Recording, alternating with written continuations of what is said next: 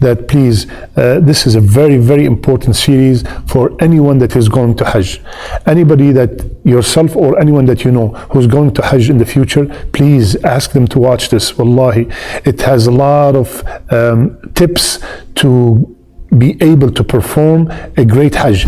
Some common mistakes that I noticed some of the brothers and sisters commit in Hajj. First, let's start with the ihram. Another very common mistake in tawaf and probably through the whole period of Hajj is the use of the phone and pictures and videos. Assalamu alaikum wa rahmatullahi wa barakatuh. We have been in these 9 days so far studying the benefits of Hajj, and today I felt, since the last day, I want to mention from my experience some common mistakes that I noticed some of the brothers and sisters commit in Hajj. First, let's start with the ihram. Many people think when they put the two pieces of cloth, the white pieces of cloth on, that means they are already in ihram. That's a mistake.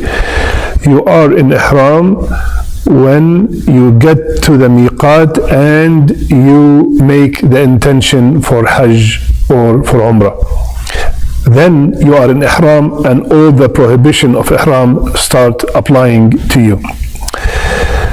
Second, people think that if the ihram got dirty for one reason or another, they cannot change it. You are allowed to change your ihram. A very common mistake about ihram is that people say, oh, there's supposed to be no stitches. My brother, my sister, the towels that you're wearing, they are all made of stitches. They are all made of thread.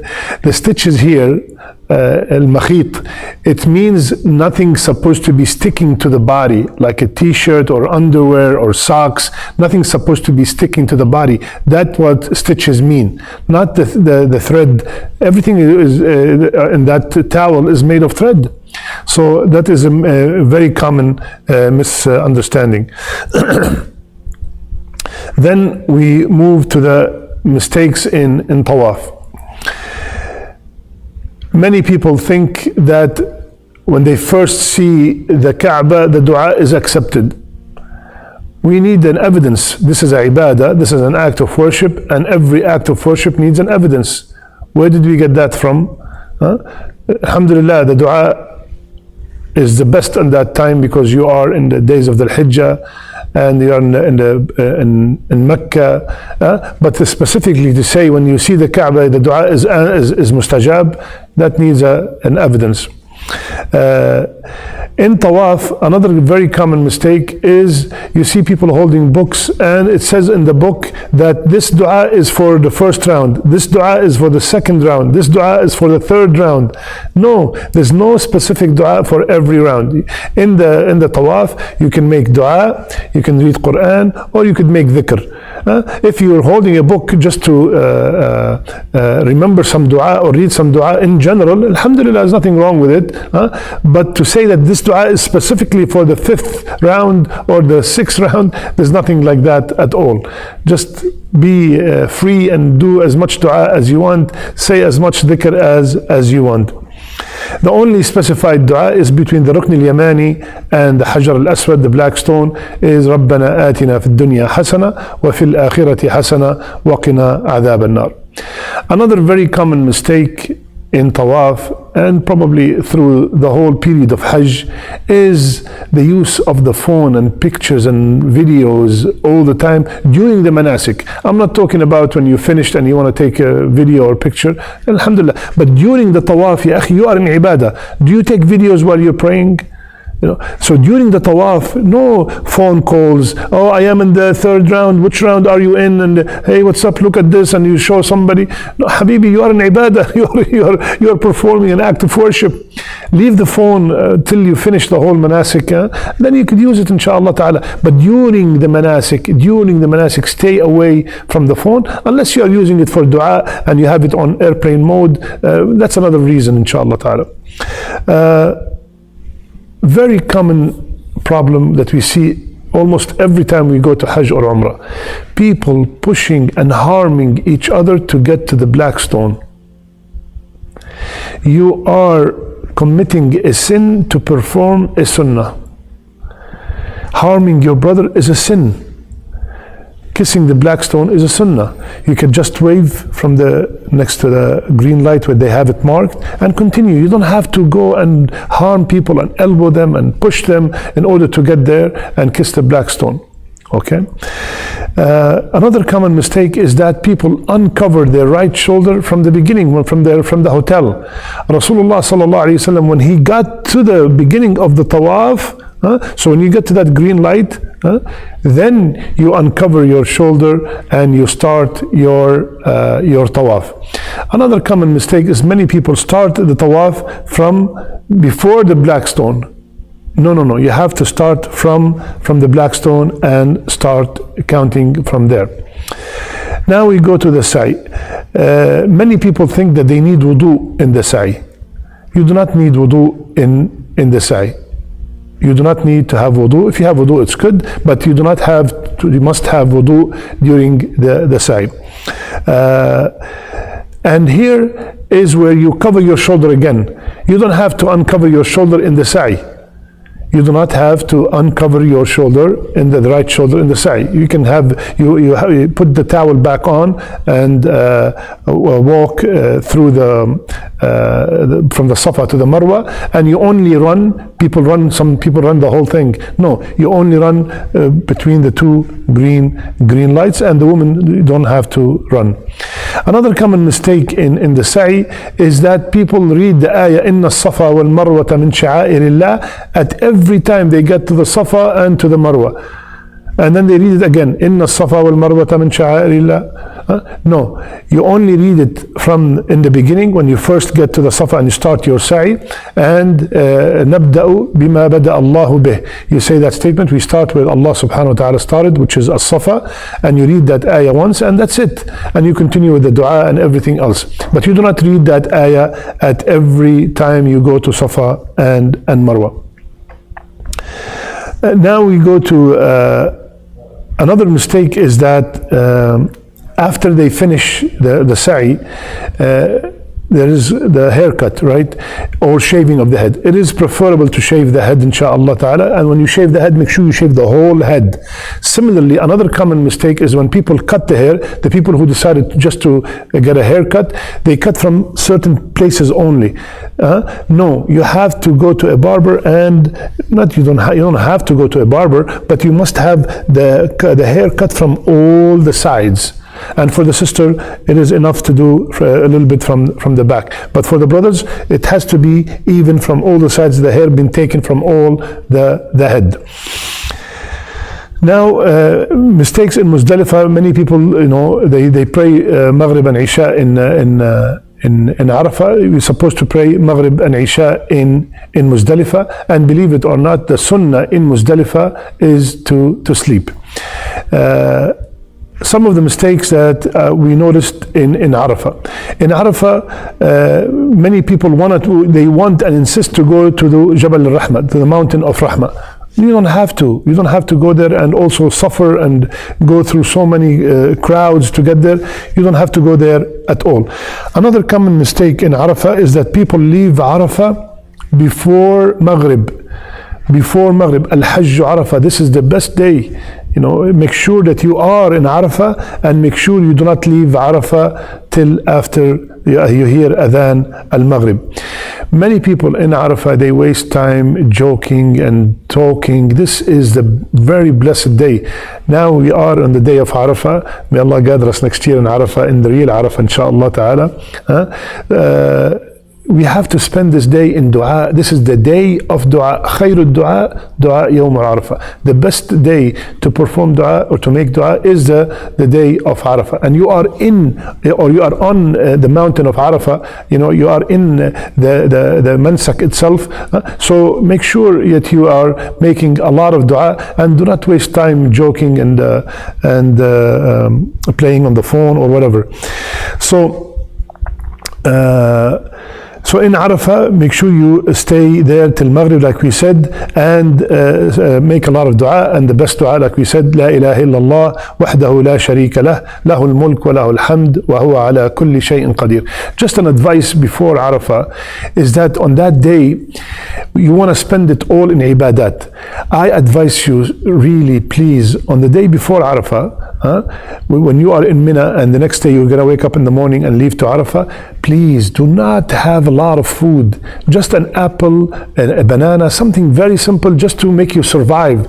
Otherwise, you're going to stand on those long lines in Arafah to go to the bathroom. And subhanAllah, in the best day, you want to stand, you'll be standing online for a bathroom. No, you want to be making dua and you want to be in ibadah. So on that day, just very simple. You don't have to fast. People here outside of Hajj, they fast, but there almost you're fasting. Just a little bit of water, a little bit something simple, just to survive, just to be able to move. But do not eat heavy. And in Arafah, you see people, cooking biryani and maqluba and making roasting sheep. And take it easy, akhi.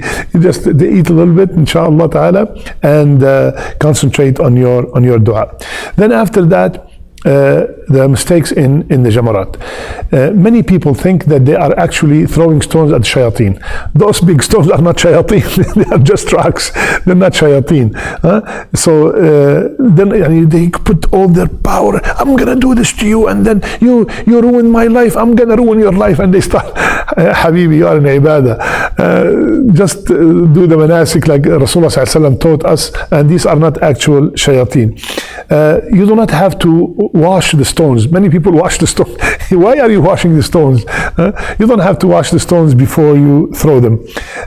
Do not throw also. I saw somebody one time, he took his shoes, and you made me divorce my wife, and he started throwing the shoe at the Habibi, this is not the shaitan, So do not throw anything against those big rocks. This is all against the sunnah. Do not push people and shove them in the jamarat. And when you throw, you don't have to say Bismillah, just Allahu Akbar, Allahu Akbar. And when you throw the jamarat, throw them one at a time. I saw somebody and he wants to finish quickly. He put all the 7, yallah, he threw them. No, you have to throw them one at a time. And make sure you do not harm anybody, because sometimes when you throw the stone from very far, you might hit somebody that is there very close, and you hit him on the head and you're harming your brother or your sister. I'm really going quick because there are so many mistakes, but I'm just mentioning the major ones. And then if you go to Medina before or after, there are some mistakes that are done in Medina. Number one, you have to know that visiting the Medina is not part of the Hajj. This is just, we are there, alhamdulillah, we go and visit Rasulullah sallallahu alayhi wa sallam, the grave of Rasulullah sallallahu alayhi wa sallam. And another mistake is when we go there, very common mistake. Ya akhwan, please, I see a lot of people wiping their clothes or wiping their head on the walls and on the pillars of the Masjid al-Nabawi for barakah. What barakah, ya akhi? One time we saw somebody on the gate, one of the gates, the doors, to enter the haram. He is wiping his amama, his turban, against the door. And all of a sudden, one of the security guards screamed at him, "What are you doing?" I said, I'm getting the barakah of the Masjid al-Nabawi. He said, "Habibi, this door was built in 1993. What barakah are you talking about?" So there's nothing barakah like that from with walls, and we don't do that. So Rasulullah ﷺ came to forbid that, subhanallah. Another common mistake is people sit, when you are visiting the grave of Rasulullah ﷺ, they face the qabr and they make dua. Subhanallah, and they put their back to the Qibla. There's nothing like that, ya akhi. The visit of Rasulullah ﷺ is very, very simple. You go there with dignity and honor and respect and quiet. And when you pass by the grave, Assalamu alayka ya Rasulullah, Jazakallahu anna khair al-jaza. And then one step further, Assalamu alayka ya Aba Bakr, radiyallahu anka wa ardak. Assalamu alayka ya Umar, radiyallahu anka wa ardak. Very simple, quietly, and you leave. Some people stay there for 10, 15, 20 minutes, 1 hour. Well, what are you doing, ya akhi? You're just saying the salam respectfully, and then you're make space for others to come and continue their visit.